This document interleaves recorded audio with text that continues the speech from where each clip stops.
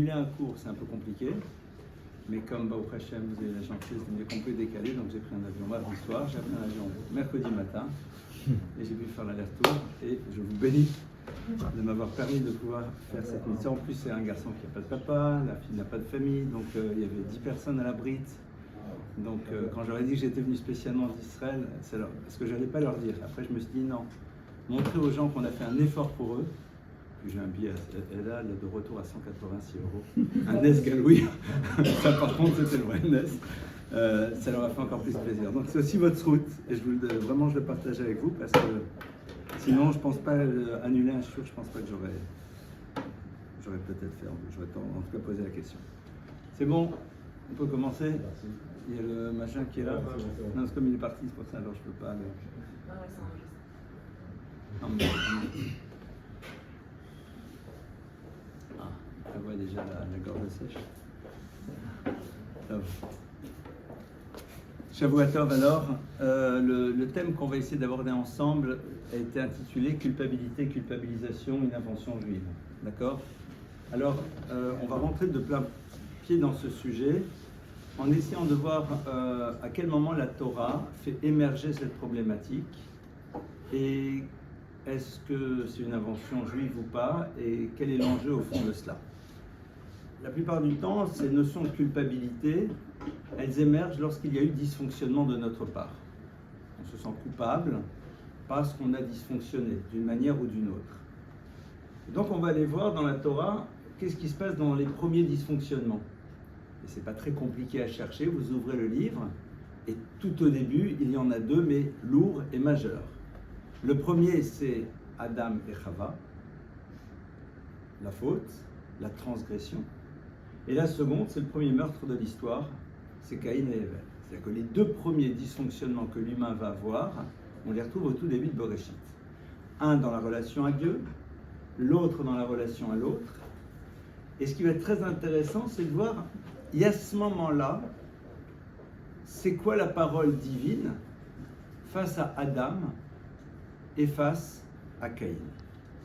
Alors face à Adam et à Caïn, c'est le même principe si vous regardez. Adam, Dieu va lui dire « Ayeka, où es-tu »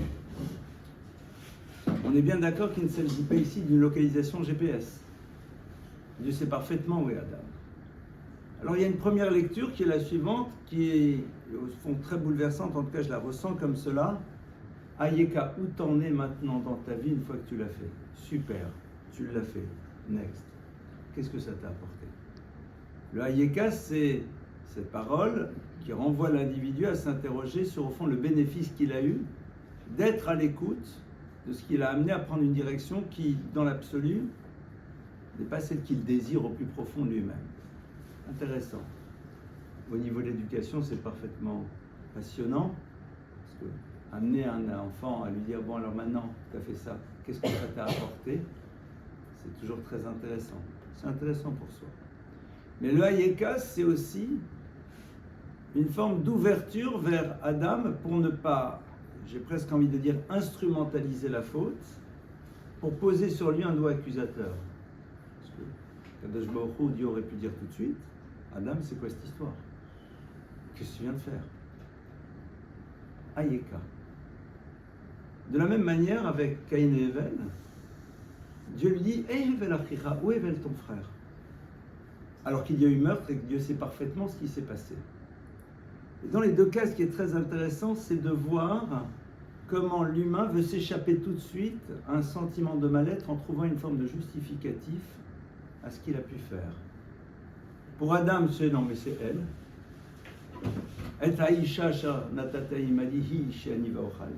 Cette femme que tu m'as donnée, c'est elle qui m'a poussé à le faire.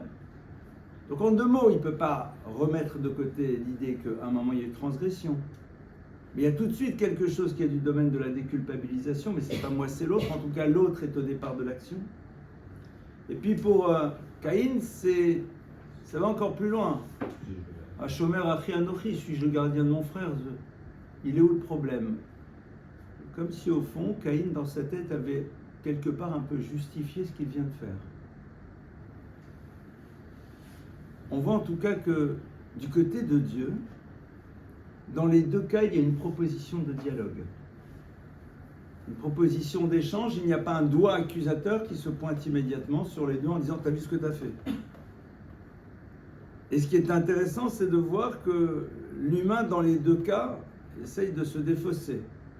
Pourquoi? Parce que le sentiment de dysfonctionnement est tellement lourd que dans un cas, on est dans une forme de négation de quelque chose qui a bien eu lieu, et dans l'autre cas, sur ce que j'appellerais un report des responsabilités. On va essayer de comprendre au fond comment la Torah nous demande de voir, nous, cette problématique. Ce qui est sûr, c'est que le texte semble entre autres vouloir nous dire qu'Hachem ne désire pas créer tout de suite un sentiment de culpabilité, mais plus renvoyer l'individu à réfléchir sur ce qui vient de se passer. Que s'est-il passé là? C'est un petit peu. Dis-moi, qu'est-ce que tu as fait là? Est-ce que tu peux verbaliser? Est-ce que tu peux dire ce qui s'est passé? Et on en parle. Tout à l'heure, vous avez fait la prière du soir. Et dans la tefila que vous avez dite, eh bien, que j'ai dit aussi d'ailleurs, à un moment on a dit la phrase suivante: Raser Satan milfanenu ma'acharenu, utzal kenafecha tastirenu. On va dire à un moment dans cette tefila du soir, on va demander à Hachem, on va lui dire Raser, enlève Satan, le Satan, milfanenu, de devant nous, ou me'acharenu, et de derrière nous. Formulation très intéressante. D'abord parce que le Satan fait partie du projet divin.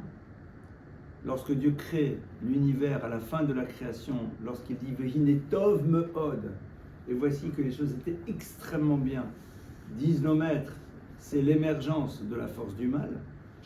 Tov, extrêmement bonne, pour me'od, mais me'od c'est les mêmes lettres que Adam, ce qui est bon pour l'humain, c'est justement cette confrontation qui va révéler son désir d'un mieux. Donc le Haser, c'est au fond ne pas le faire disparaître. Et faire en telle sorte qu'il ne soit pas face à nous de manière constante. Aide-nous à avoir des moments de repos, des moments dans lesquels on se ressource pour pouvoir repartir dans cette confrontation. Le Satan de devant nous, de derrière nous. Le Satan de devant nous, on le connaît. C'est celui qui nous demande de gâcher notre potentiel d'existence. Ce n'est pas nécessairement celui qui nous demande d'aller manger un jambon beurre le jour de Kippour. Le Satan de devant nous, c'est celui qui dit « t'as un potentiel, gâche-le ». C'est-à-dire, utilise-le dans des univers inappropriés ou qui ne sont pas porteurs d'autre chose que de l'instant présent. Ta génialité, mets-la au service de quelque chose qui n'a pas de sens. Tes capacités, mets-les à contribution, mais par rapport à des choses qui ne généreront pas grand-chose. Et au-delà de ça, il nous demande justement d'aller vers des choses qui sont toxiques. Mais parce que l'acte toxique de la Avera est celui qui nous empêche de prendre la mesure du gâchis que nous faisons par ailleurs. Le regard lucide que l'on a sur soi, nous l'avons parce que justement nous essayons d'être vigilants pour ne pas être intoxiqués spirituellement par l'acte négatif. Et à partir de là, on dit enlève le Satan de devant nous, sinon on le comprend. C'est-à-dire fais en telle sorte qu'il ne se confronte pas sans arrêt à nous. Mais c'est quoi le Satan de derrière nous? Alors j'ai entendu, mon épouse m'a rapporté un jour, au nom d'un maître, un enseignement que j'ai beaucoup aimé, mais qui ne sera pas l'enseignement qui concerne le cours, mais que je veux quand même vous fournir parce que j'aime beaucoup. Le Satan de derrière nous, c'est parfois celui qui te pousse à en faire de plus en plus. Non pas dans le cadre de la loi, mais dans l'au-delà de la loi, et qui peut créer chez toi le syndrome du ressort. Plus tu appuies, si un jour ça lâche, le mouvement dans l'autre sens est inversement proportionnel à la pression que tu effectues. Il y en a 613, c'est déjà pas mal. Respecter le Shabbat tel que la halakha nous le demande, c'est très bien. Respecter les lois du langage, les lois du commerce, la totalité du Shulchan Aruch déjà, et vous le savez pertinemment, nous le savons pertinemment, déjà c'est un sacré challenge. D'accord? Maintenant, la seconde lecture, et c'est celle qui nous intéresse, Haser Satan me'acharenu, enlève le Satan de derrière nous. Le Satan de derrière nous, au fond, c'est celui qui est ce que j'appellerais post-faute. c'est celui qui, lorsque nous avons dysfonctionné, nous renvoie à nous-mêmes et crée chez nous une image négative de ce que nous sommes à travers un moment de vie. C'est celui, au fond, qui veut créer un casier judiciaire. C'est celui qui a envie de créer une carte d'identité à travers ce qui peut être parfois juste un épiphénomène. C'est celui qui nous pousse à nous définir à travers notre échec et ne pas voir en lui une proposition de combat. Et ça, c'est donc le sentiment de culpabilité. Le sentiment de culpabilité, c'est cet élément qui va m'enfermer par rapport à un acte qui, oui, en effet, était dysfonctionnel. Oui, ma chère femme, oui, mon cher mari, je t'ai mal parlé, je t'ai insulté, chas v'shalom, et c'est des choses qui arrivent. C'est quelque chose de dysfonctionnel. Oui, j'ai fauté, point, barre, c'est pas négociable. Pour échapper au sentiment de culpabilité, on a vu que la force de Adam, c'est de reporter la faute.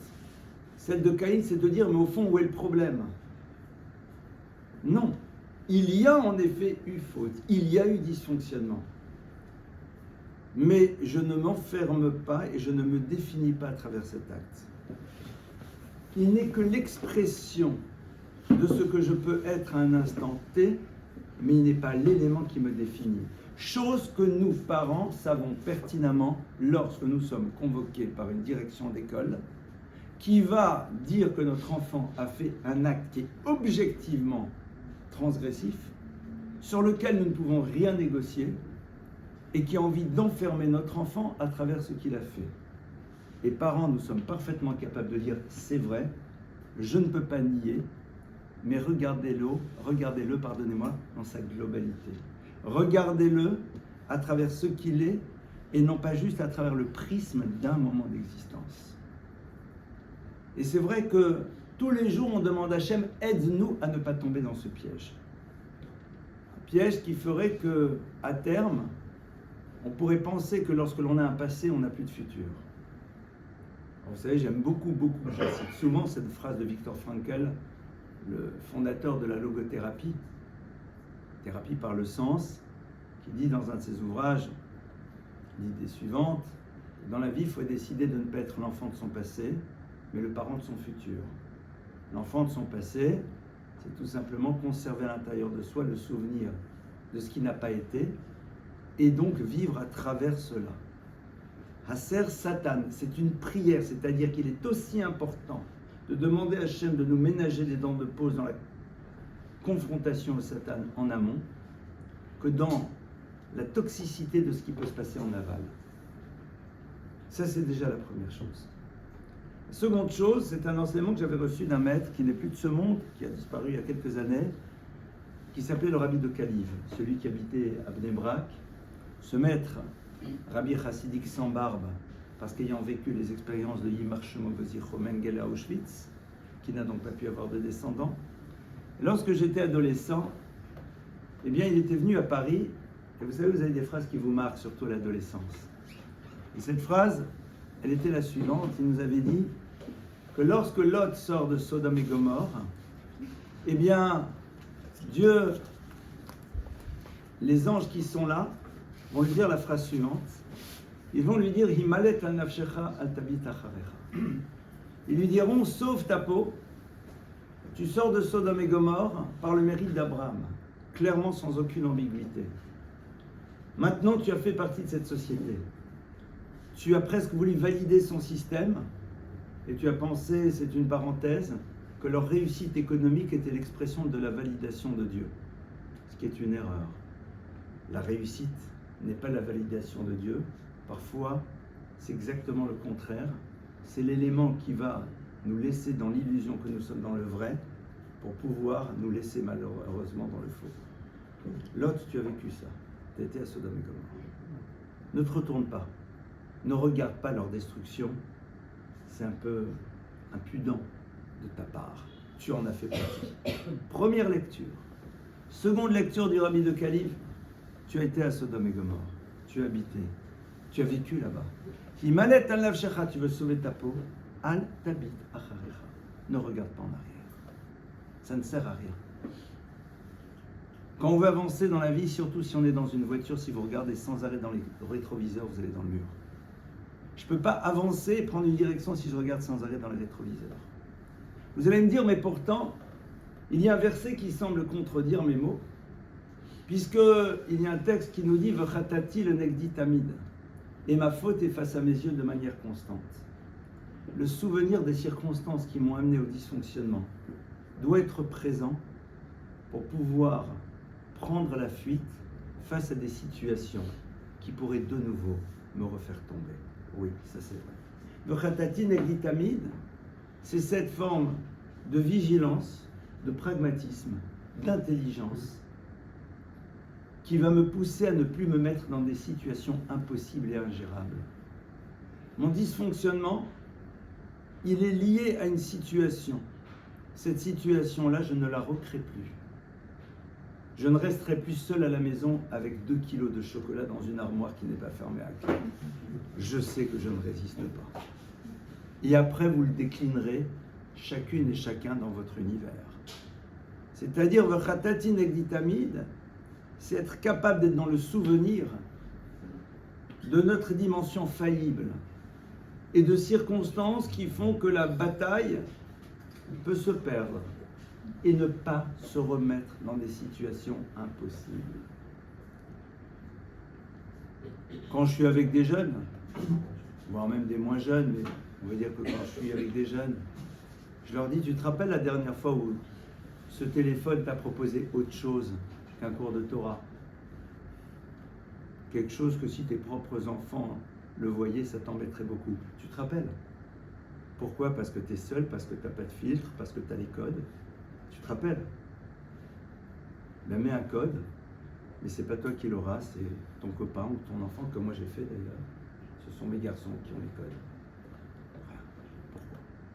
Parce que ça sert à rien. C'est tout bête, hein?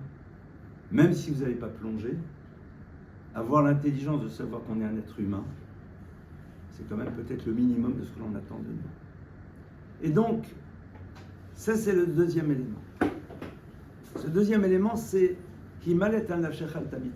sauve ta vie, ne regarde pas en arrière. Sois juste, comme je l'ai dit, dans le souvenir des circonstances pour ne pas te remettre dans les mêmes situations. Un truc tout bête. Même si ce n'est pas une faute. On a tous fait l'erreur un jour d'amener nos enfants tout petits à des mariages et pendant 3 jours après, ils ne dorment plus. Parce qu'ils ont encore la batterie qui résonne à l'intérieur. Boum, boum, boum. Alors parfois, maintenant, ce qu'on fait, vous voyez des parents qui leur mettent des vrais casques, d'accord, pour complètement les étanchéiser au bruit. Refais pas l'erreur. Refais pas l'erreur de ne pas vouloir dormir 3 jours avant la bar mitzvah de ton enfant parce que tu te rappelles que la première, tu n'avais pas dormi et tu te rappelles comment tu avais mal géré. Parce que quand tu es fatigué, tu gères mal. C'est aussi pour des choses aussi banales que cela. Sur ça, oui, v'chatati negdi. Non pas l'acte, mais tout ce qui a été à l'origine de ma difficulté à me confronter à une situation. Alors, évidemment, lorsque on arrive à faire ce travail, on ne met pas de côté l'élément qui nous pose problème par rapport à ce que l'on a pu être, mais on va essayer de se dire, quelque part, qu'est-ce que j'en fais? Qu'est-ce que j'en fais et en quoi? La culpabilité est un élément qui m'empêche de construire. La culpabilité, c'est quelque chose que l'on veut faire disparaître. C'est un sentiment de mal-être. Et ce sentiment de mal-être, on va l'avoir un instant, mais après, il faut le faire disparaître. Pourquoi on va l'avoir un instant? Parce que la Gemara nous dit, tout celui qui faute et qui a honte, Dieu lui pardonne à tout. Pourquoi? Parce que la honte, c'est le sentiment que l'individu a lorsqu'il réalise qu'il y a une contradiction profonde entre ce qu'il est et ce qu'il veut être. Si tu sens de la honte, ça veut dire que tu es conscient que ça, c'est pas toi. Et qu'au fond, tu aspires à être autre chose. Ce sentiment de mal-être, il est fondamental parce qu'il révèle qu'on a toujours une conscience claire de là où on voudrait être. Rabbi Yocham de Mir donne une explication merveilleuse sur un verset de Shlomo HaMelech. Il y a marqué Sheva Pamim Tzadik Yipol Vekam. Le Tzadik tombe 7 fois, mais il se relève. Rabbi Yocham de Mir explique et dit que la grandeur du Tzadik, c'est de savoir qu'il est tombé. Parce que si tu dis que tu es tombé, ça veut dire que tu es d'accord que là où tu es, c'est pas là où tu devrais être. Si je dis que je suis tombé de la table, ça veut dire que je sais encore que ma place, elle est sur la table. Celui qui n'a plus conscience qu'il est tombé, c'est quelqu'un qui a oublié où il devrait être. Le sentiment de honte, c'est comment puis-je faire une chose pareille? Ça veut dire que j'ai encore conscience que ça, c'est pas moi. Que je suis censé être ailleurs, mais je n'ai pas réussi, malheureusement, pour différentes raisons, à être ce que je devrais être. Ce sentiment, on va l'avoir, mais une fois qu'on l'a eu, à ce moment-là, eh bien, on a face à soi l'idée que, au fond, moi, c'est autre chose. Donc, comment je fais pour être cette autre chose et le maintenir? Comment puis-je essayer, si c'est dans un couple, d'être, si je suis mari, le gendre que je voudrais pour ma fille? Comment puis-je, en tant qu'épouse, essayer d'être cette belle fille que j'aimerais pour mon fils? C'est très simple. Est-ce qu'un gendre pour comme toi tu voudrais? Non. Alors pourquoi tu l'es? Est-ce que tu es une belle fille qui fonctionne comme toi à l'instant T tu voudrais pour ton fils? Non. Alors pourquoi tu l'es? C'est tout bête, hein, vous savez, dans la vie parfois, c'est à travers ce genre de choses très banales qu'on arrive à créer, à construire. Et donc, oui, le sentiment de honte, il a sa place, et encore heureux qu'il existe, parce que comme on vient de le voir, au fond, ça, c'est pas moi. Ça, c'est pas moi. Et comme ça, c'est pas moi, alors ça me bouleverse, mais en même temps, c'est extraordinaire, parce que maintenant, je sais que j'ai préservé encore cette dimension élevée à l'intérieur de moi-même. Et donc, je peux construire, je peux grandir. Comment est-ce qu'on fait par la suite? Eh bien, évidemment, qu'on va utiliser cet état de conscience pour analyser ce qui était à l'origine et donc travailler non plus sur le symptôme, mais sur le syndrome.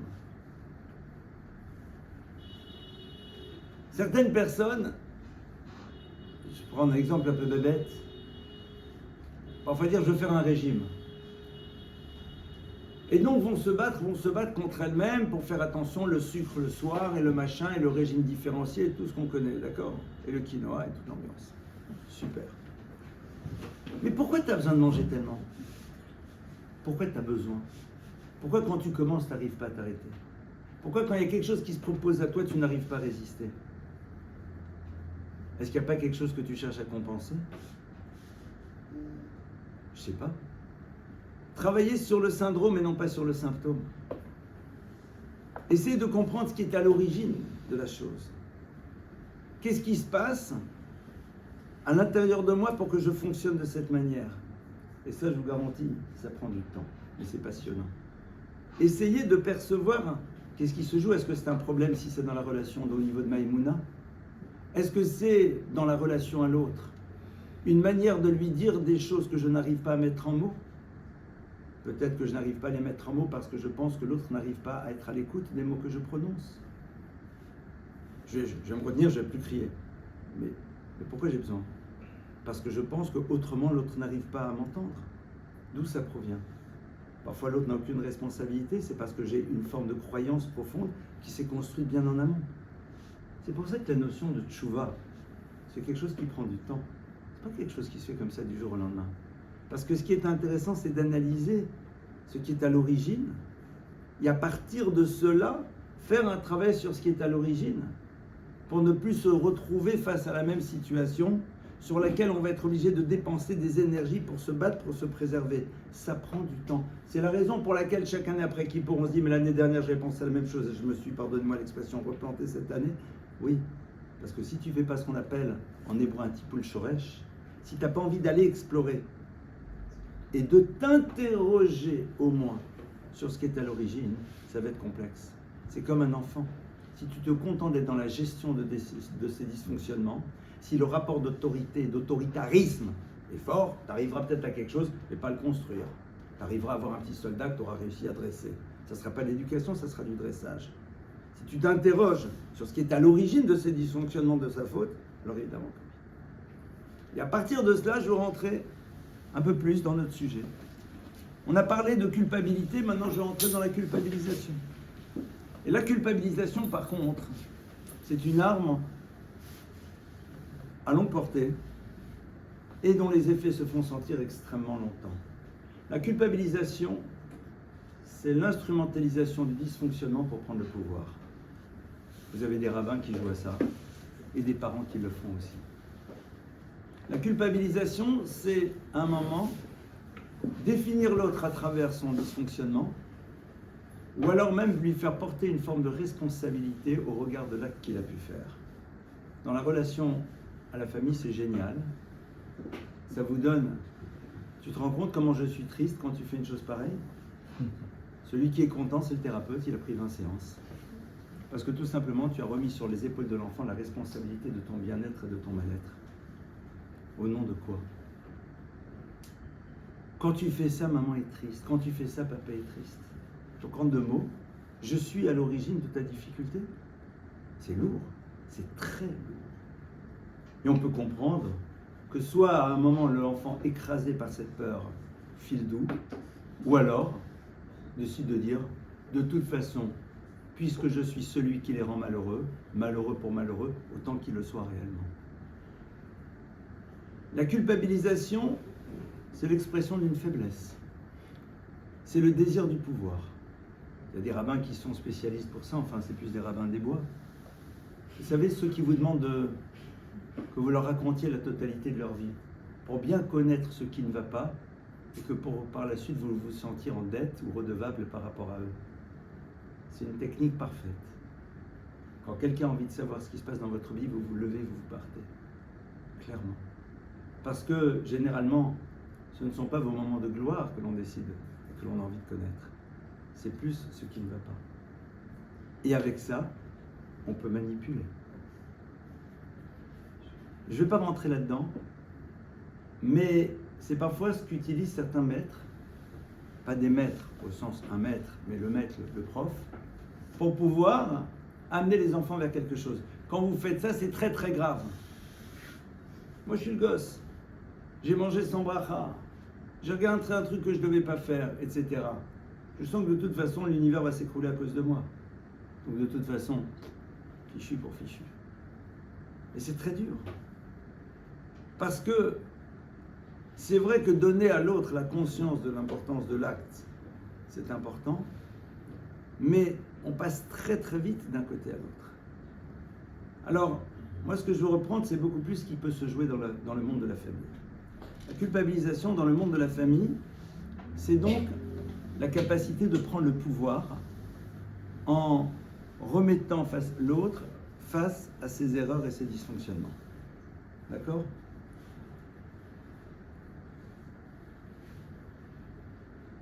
Un enfant sain, c'est un enfant qui serait capable de dire ben, c'est ton problème. Si tu as envie de souffrir, ben, c'est ton problème, c'est pas le mien. C'est ton choix. C'est ton choix. Bien sûr, vous n'en aurez jamais qui vous dira ça. Mais quand ils grandissent, ils le disent tout bas. C'est-à-dire, au nom de quoi, pour obtenir ce que tu veux, tu joues à ce jeu? C'est-à-dire que tu n'as plus d'autres possibilités. C'est-à-dire qu'en amont, il s'est passé quelque chose, c'est que le message n'est pas passé. Et que ce sont les tentatives désespérées que l'on a pour essayer d'amener l'enfant là où on désire. Ça, c'est pas possible. Or, malheureusement, on voit souvent cela. Vous savez, ces phrases, quand un enfant commence à avoir une kippa un peu de travers sur la tête, et que nous, en tant que parents, ça fait partie des fondamentaux qu'on a décidé de leur inscrire, et qu'on lui dit des phrases du type « Ata ose li bouchot », tu me fais honte. En deux mots, tu es à l'origine de mon mal-être. Qu'est-ce qu'on a gagné? Rien. Éventuellement que l'enfant va peut-être obtempérer à ma volonté, mais je vous garantis que ce qu'il pense au fond de lui-même, c'est qui ce parent qui, pour obtenir ce qu'il veut, joue sur ma corde sensible. Jouer sur les cordes sensibles, c'est le révélateur de l'absence totale et à la fois de liens, de relations saines et construites. En même temps, je suis sûr qu'il nous arrive à toutes et à tous quasiment de le faire un jour. C'est normal, nous ne sommes pas parfaits. Donc on ne va pas se sentir coupable de n'avoir pas réussi un jour à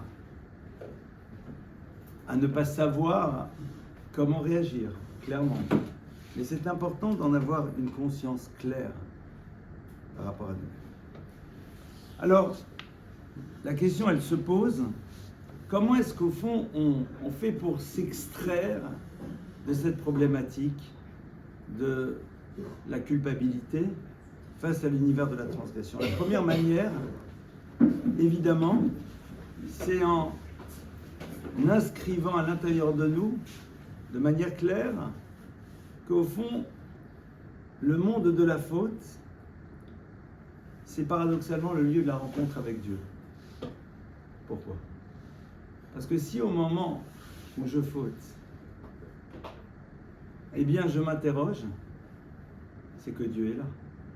Parce que si ce n'était sa volonté, je ne m'interrogerais pas. Au moment où je lutte et que je suis en mode échec, ma lutte est générée par quoi? Par la conscience de la parole divine. Au moment où j'essaye de me retenir dans ma relation de couple, de ne pas dysfonctionner, dans ma manière d'être, dans ma manière de parler, c'est qu'au fond, j'ai conscience de ta présence et de l'importance que tu as. La bataille qui génère un échec reste bataille et est révélatrice de la présence de fondamentaux qui sont présents dans mon existence. Volbe explique quelque chose de très intéressant. Il dit, vous verrez dans la vie parfois deux personnes qui font la même chose, qui est un acte transgressif. Il dit, l'un s'appelle le tzaddik, l'autre ne s'appelle pas le tzaddik. Quelle différence? Le passage à l'acte est identique. Seulement chez l'un, il y a bataille avant et soupir après. Et chez l'autre, il y a acceptation et acceptation. L'acte est le même, mais la bataille est révélatrice de la présence du divin et le soupir est révélateur de la présence du divin. Et l'acte révèle notre dimension profondément humaine et faillible. Donc Dieu est présent. De manière paradoxale, il est totalement présent dans ces batailles que l'on a perdues. Et c'est peut-être ça qu'on doit avoir en tête. C'est-à-dire, au moment où on est là en train de se dire « Waouh !» Ce « waouh » il provient d'où? De la conscience de la présence d'Hachem, mais qui n'a pas été suffisamment forte pour nous aider à mobiliser les ressources dont on a besoin par rapport à une situation donnée. C'est vrai. Mais cet état de conscience, il est là.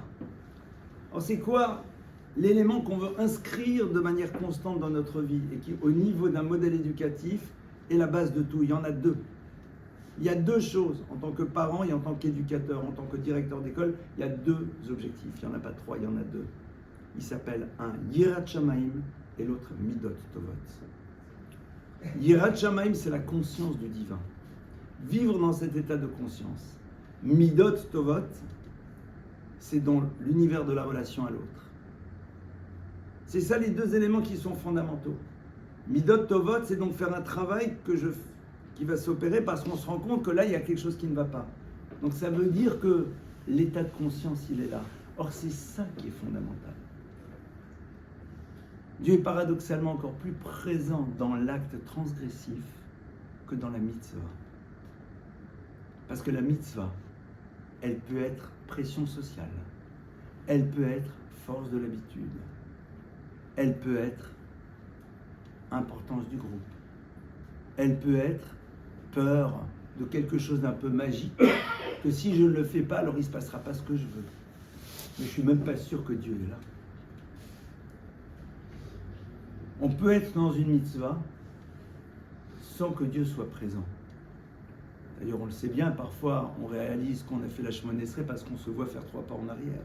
Donc c'est qu'on a dû dire des choses. Un jour, on a demandé au Chazon Ish ce qu'il se rappelait s'il avait mangé.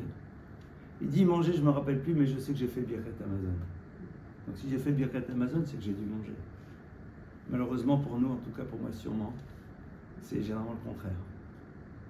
Donc cette notion-là, il faut l'avoir. Si à un moment j'ai ce ressenti-là, c'est qu'au fond la relation avec Dieu est toujours là. Or c'est ça la finalité. Vivre dans cette relation au divin. Excusez-moi. Il y a des questions après. Vivre dans cette relation au divin. Évidemment, l'idée c'est comment je la construis à travers un acte positif. Et ça c'est un sacré travail. Surtout quand on est tombé dans la marmite quand on était petit. L'enjeu d'un enfant qui a grandi dans une maison religieuse, c'est de retrouver Dieu. Parce que l'univers des mitzvot, c'est pas compliqué. Ça, c'est une habitude, j'ai une question. C'est une habitude. Par contre, être en contact avec Dieu, être dans ce lien, ça c'est beaucoup plus complexe. Au passage, pour ceux qui ont un petit peu étudié la chassidoute, c'est ce qu'elle permet d'introduire un petit peu plus. On n'est pas obligé de passer par elle, mais évidemment c'est un élément très fort qui peut aider à renforcer cette dimension-là du lien à travers l'acte positif et non pas juste l'acte machinal. Donc déjà c'est un élément fort. C'est que je reste en contact à travers quelque chose qui n'aurait pas dû être, mais je suis resté en contact vu ma bataille perdue. L'autre élément sur lequel on pourrait travailler pour justement ne pas tomber dans cette culpabilité,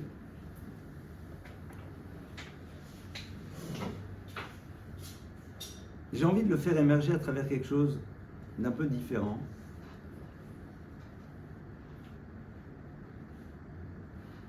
On a lu ce matin dans la paracha quelque chose de très, très intéressant. L'histoire du fameux nid d'oiseau. Hein? Qui carré cansipor quand tu te promènes et tu vois par hasard comme ça. Un cansipor, un nid d'oiseau. Et puis tu veux prendre, on te dit, ben, tu ne peux pas prendre les œufs ou les oisillons, il faut d'abord renvoyer la mer. D'accord? Très intéressant. Moi j'ai une question toute bête. Cette histoire c'est quoi? J'avais envie de manger ou j'avais pas envie de manger? Si j'ai envie de manger, entre vous et moi, je vais dans mon poulailler. Si je veux des œufs, je vais dans le poulailler, dans un réfrigérateur. Dans le poulailler, je ne suis pas obligé de renvoyer la poule. Si je veux manger de la poule, je vais dans le poulailler, tout va bien. En vérité, le texte dit, non, tu n'as pas envie de manger, tu te promènes. Tu te promènes, et brusquement, il y a une rencontre qui crée le désir. Il y a une rencontre qui crée le désir. Et là, la Torah, elle te dit la chose suivante. Tu vas répondre présent à ton désir, peut-être. Mais il va y avoir un temps d'arrêt. Un temps d'arrêt dans lequel tu ne vas pas immédiatement pouvoir y accéder, tu vas renvoyer la mer. Et qu'est-ce qu'on te dit? C'est le même mérite que quoi? Que le respect des parents. Quel rapport? Quel est le rapport? Vous allez voir qu'on va arriver à nouveau dans le sujet, je vous rassure tout de suite. Vous avez sûrement une fois reçu un coup de téléphone d'une amie ou d'un ami en me disant « Ton fils, ta fille était chez nous, mais quel gosse merveilleux !» Et là, vous vous dites « T'es sûr que c'est mon fils? T'es sûr que c'est ma fille ?» Il ne se rend pas compte, il chante, il dit des divrei Torah, il aide, il est sympa. Pourquoi chez lui c'est comme ça?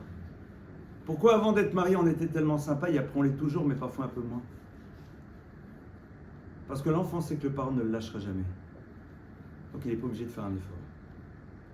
L'autre, s'il ne fait pas d'effort, il se lève et il part. La Torah elle est obligée de te dire respecte tes parents. Parce que sinon il n'y a aucune raison de le faire. Parce que de toute façon je sais qu'ils resteront là. Le lien entre les deux, c'est la notion de l'effort. D'un effort que je me dois d'inscrire à l'intérieur de ma vie comme étant un principe d'existence. Adam Le'aman Yulad. Disent nos maîtres, l'individu a été créé pour l'effort. Pour prendre une expression un peu plus française, l'effort est un élément consubstantiel à l'être. C'est quelque chose qui est l'élément qui définit l'individu, le Adam, et le Israël plus particulièrement. La Torah te dit que l'effort, il doit être présent. L'effort doit être présent parce que dans la rencontre que tu feras avec quelque chose qui générera le désir, si le concept de l'effort ne fait pas partie de ta vie, alors tu répondras immédiatement présent. La rencontre avec cet œuf, la rencontre avec ces oisillons crée chez toi le désir de la consommation. Parce que si tu avais un désir avant, tu n'aurais pas été te promener dehors pour voir. Tu vas directement dans ce que tu as chez toi. Et on sait ce que ça veut dire aujourd'hui. C'est la rencontre qui crée le désir. Si tu n'avais pas rencontré, le désir n'aurait pas été là, c'est-à-dire que le désir n'est pas un désir premier. Donc c'est une situation. Cette situation a été proposée. Et pour pouvoir t'y confronter, il y a la notion d'effort qui doit être là. L'effort, c'est de savoir te retenir. C'est le même effort que tu dois faire pour pouvoir faire cet acte de respecter tes parents, parce que sinon, pourquoi tu veux que je fasse un effort, puisque de toute façon, ils ne me lâchent pas. C'est comme quand quelqu'un il est protégé par le fait qu'il est syndicaliste. C'est le même principe. De toute façon, tu ne pourras pas me virer, alors je fais ce que je veux.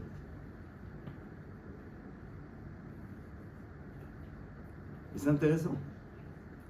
Il y a encore beaucoup de choses à développer parce que je trouve ce texte il est passionnant, il est très intéressant quand vous l'ouvrez. C'est quoi ces histoires-là d'oiseaux, de nids, de machin, de respect des parents, c'est quoi ces ambiances, c'est longue vie et tout. C'est juste une ouverture que je vous propose. Vous savez, si les gens découvraient la génialité de la Torah, vraiment, ils verraient les choses différemment. On voit des textes comme ça, mais on ne se rend pas compte de ce qu'ils sont en train de nous dire. Et là, on est en méga surface.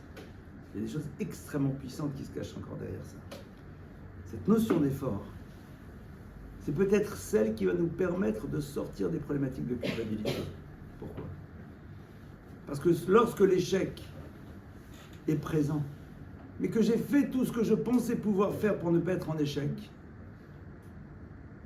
alors je retrouve ma dimension humaine de quelqu'un qui ne peut pas gagner toutes les batailles. Mais quelque part, le fait d'avoir fait les efforts me rassure. Parce que ça prouve que cette chose était importante. Ça me prouve à moi-même que cette chose était importante. C'est ça le tzaddik. Le tzaddik, il a été dans le passage à l'acte. Tachlas, il l'a fait. Il n'y a pas photo. Tu prends la photo, il l'a fait. Il a mangé le jambon beurre. En chokhmot. Mais qu'est-ce qui fait qu'il continue à être sadique? C'est-à-dire qu'il continue à pouvoir avancer, qu'il ne se fait pas écraser par son histoire. C'est parce qu'il connaît le déroulé. Le déroulé, c'est une bataille, un échec, un soupir, et on redémarre. Et ça, en effet, c'est peut-être quelque chose qu'il faudrait qu'on réinstalle dans notre vie. Vous allez me dire, on fait plein d'efforts. Quand ils sont guidés par des nécessités d'existence. Pour pouvoir gagner sa vie, on va faire des efforts, il n'y a pas le choix. Et vous voyez qu'aujourd'hui, nos enfants n'ont même plus envie de faire ce type d'effort, vu qu'il suffit de te trémousser devant une caméra, pour brusquement être dans les folles espoirs qu'un beau jour, ça va rentrer tout seul. C'est extraordinaire. On est en train de leur apprendre qu'il y a des systèmes pour obtenir en faisant le mode PME, partisan du moindre effort. C'est une facilité déconcertante. Et ça, c'est important que nous, parents, nous l'ayons en tête. Parce que ça va sacrément leur manquer. Pourquoi ils vont aller tous vers le métaverse? Parce que le métaverse, c'est le shit technologique. C'est une manière de fuir une situation de vie et de t'inscrire dans quelque chose d'autre parce que tout simplement, tu ne veux pas faire l'effort de te confronter à la réalité face à laquelle tu te trouves. C'est la même chose que quand quelqu'un fait comme ça, pour pouvoir trouver une manière de s'évader de quelque chose qui pour lui est une forme de pression. Je ne le juge pas, je ne suis pas à sa place. Et ce qui est sûr, c'est que ce n'est pas la bonne solution. Mais la société est en train de te dire, mais si, ce n'est pas un problème. La société dit, tu as l'impression que tu as des tendances A, B, C, W, X, Y, Z, accepte-toi. L'acceptation dans notre monde, c'est une renonciation. Alors que pour la Torah, l'acceptation, c'est le début d'une bataille. C'est le point d'entrée de ta bataille. Acceptation pour être dans une forme de renonciation. Ça, c'est pas possible.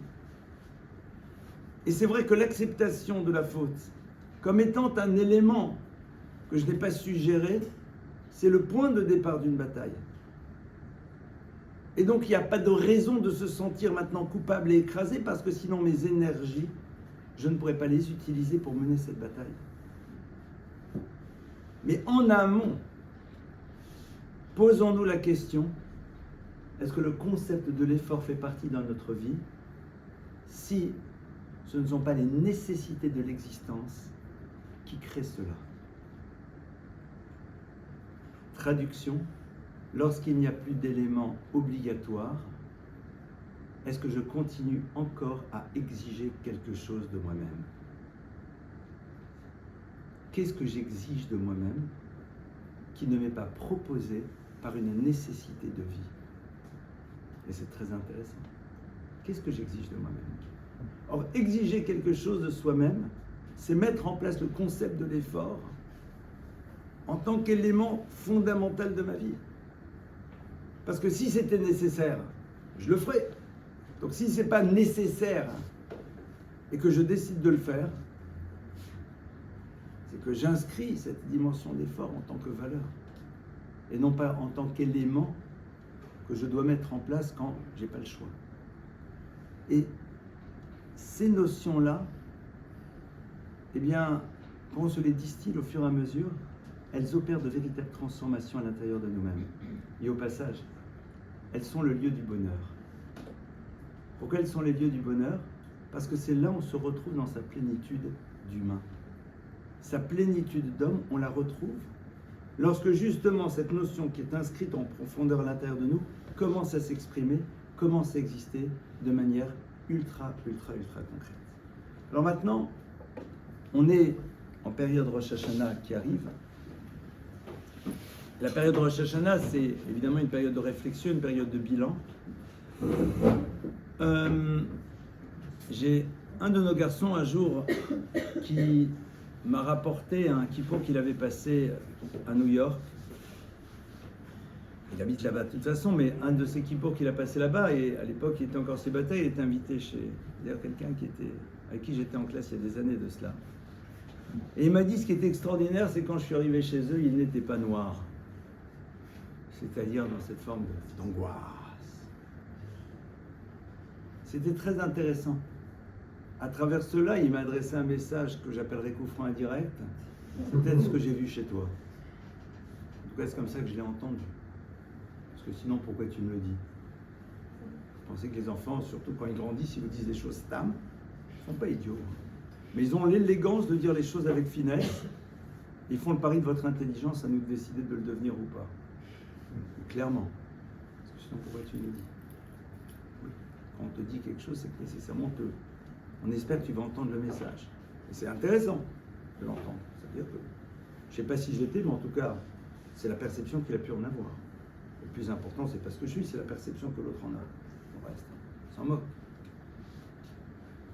J'ai beaucoup aimé cette phrase qui m'a très interpellé, parce que je me suis dit, au fond, est-ce que cette forme de pesanteur n'est pas quelque chose qui, à un moment, peut nous empêcher d'aller véritablement explorer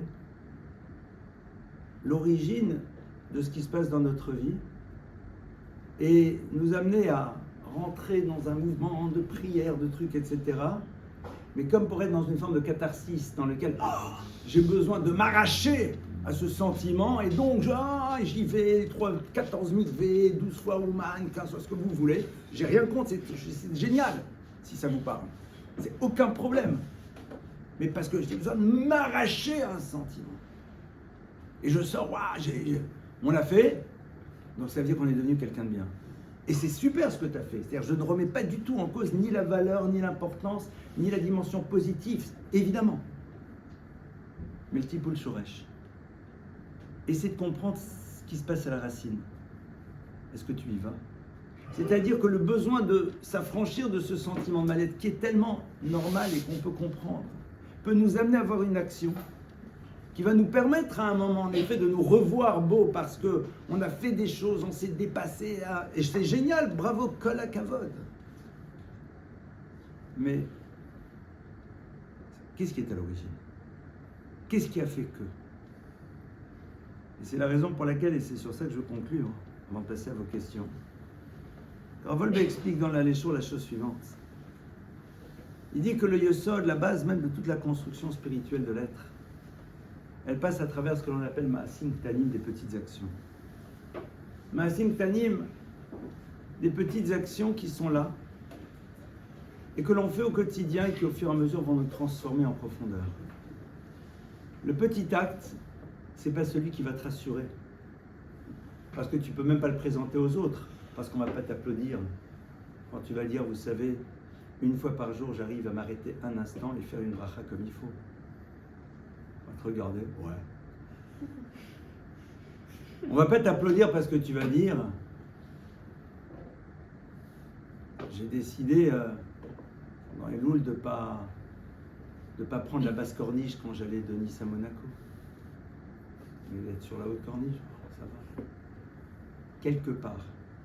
Et les petits actes sont révélateurs du désir que l'on a de créer une identité différente.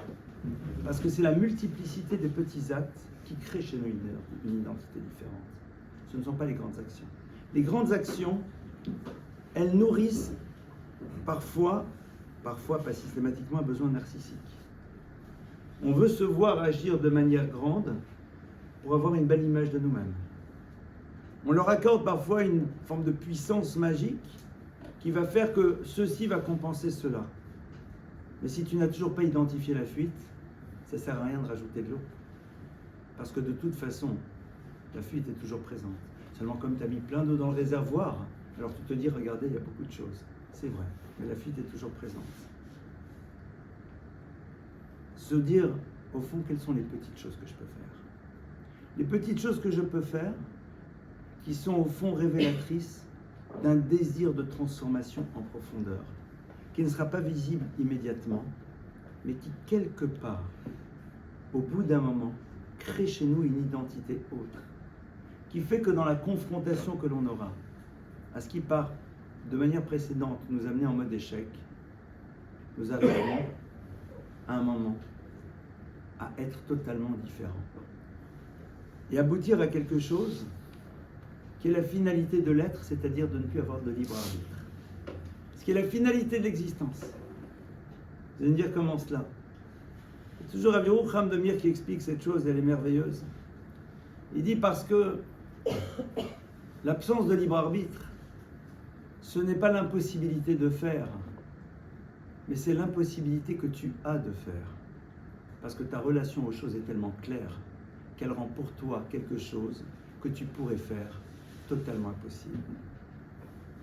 Et je m'explique. Il y a quelques années, je m'étais interrogé sur la relation que j'avais au mensonge. Vous savez, ce genre de situation, tu l'as appelé? Oui, bien sûr que je l'ai appelé. C'est faux. Je vais l'appeler maintenant. Je vous garantis, je vais l'appeler. Mais non, je ne l'ai pas appelé. Pas le mensonge, l'escroquerie. Non, mais... Non, je l'ai fait. Tu vas le faire. Ce genre de petites choses, ça va circuler, il n'y a rien à voir. Et j'y arrivais parfaitement. Je me suis dit, est-ce que je vais réussir un jour à faire en telle sorte que je n'arrive plus à le dire? Pas par peur, mais parce que le travail que je vais essayer de faire en tant qu'individu va faire qu'à un moment, je ne peux pas. Je peux techniquement, mais je ne peux plus. Pourquoi? Parce que ta relation à la chose, elle est tellement claire que le monde des possibles qui reste devient une impossibilité concrète par rapport à toi. Ne plus être libre, c'est avoir une relation à la parole d'Hachem qui est d'une telle clarté, d'une telle évidence, que même si la possibilité concrète de faire ce que l'on veut existe, notre construction intérieure et non plus nos peurs ou nos culpabilités sont là pour nous permettre de ne pas les faire ou au contraire de faire ce que l'on doit faire. Et je le résume à travers quelque chose sur lequel j'essaie de réfléchir de temps à autre. Je me dis, Elie Lemel, il y a 150 ans en Australie, à 22 ans, c'est quoi? Pas de portable, pas de carte bleue qui permet de savoir où tu es, pas de famille. T'arrives, tu peux enlever ta kippa, te raser la barbe. Qui je suis?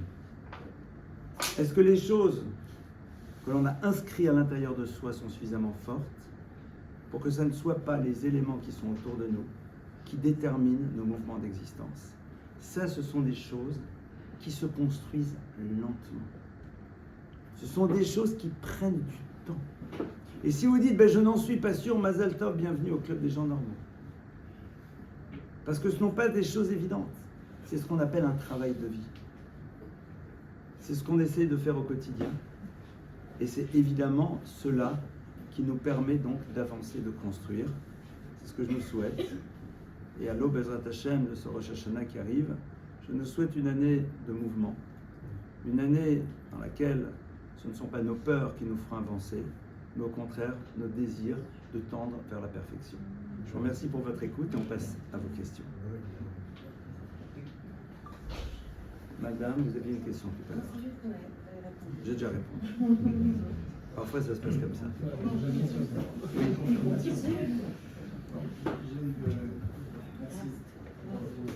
Pour celles et ceux qui veulent, c'est enregistré.